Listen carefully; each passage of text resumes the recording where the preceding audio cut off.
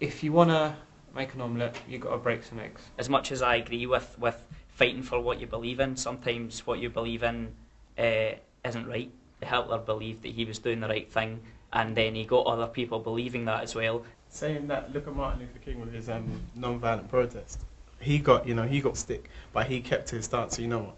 I'm not prepared to, compromise my own beliefs for the sake of a common goal.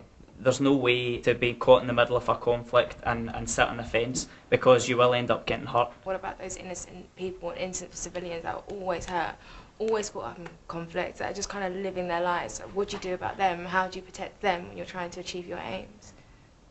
Only a small percentage of the money or the food that's raised actually gets to the places where it's required. We should get a big group of mercenaries to go with the aid, and anyone that stands in your way, you have to just shoot them down. And I don't see that to be a bad thing. So you're saying the ends justifies the means. So whatever costs, if we've got to kill 5,000 people to get the food to the starving people, then that's what you've got to do. There must be a way around it.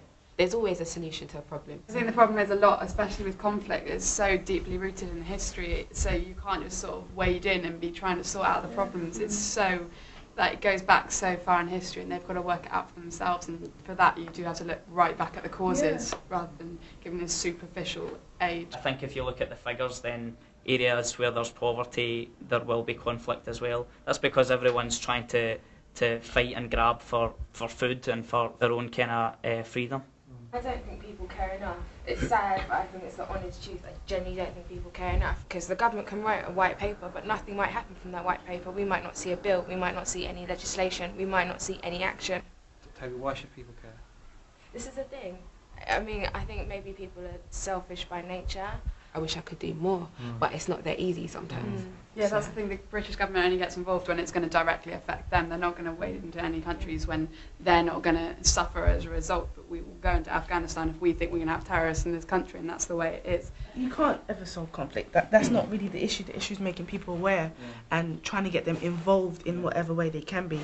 We're the next generation, so we need to make us care so we can make a change. We are all sitting in this room and we're all aware that there's conflict, but how do you solve that? Do you call some sort of political agenda together, or do you go in, and just do something practical? Can you love your enemies, as Jesus said? I can't imagine having someone do something to me and then, hi brother, no. But I mean, I know that's the attitude we're supposed to have. Jesus was like promoting that, love your enemies, as you love yourself and everything. I don't know, it's hard. Sometimes you can't get so close to someone that's done something to you. But I feel that by not speaking to them and just going your own way and respecting their space and they respecting your space, that's still love.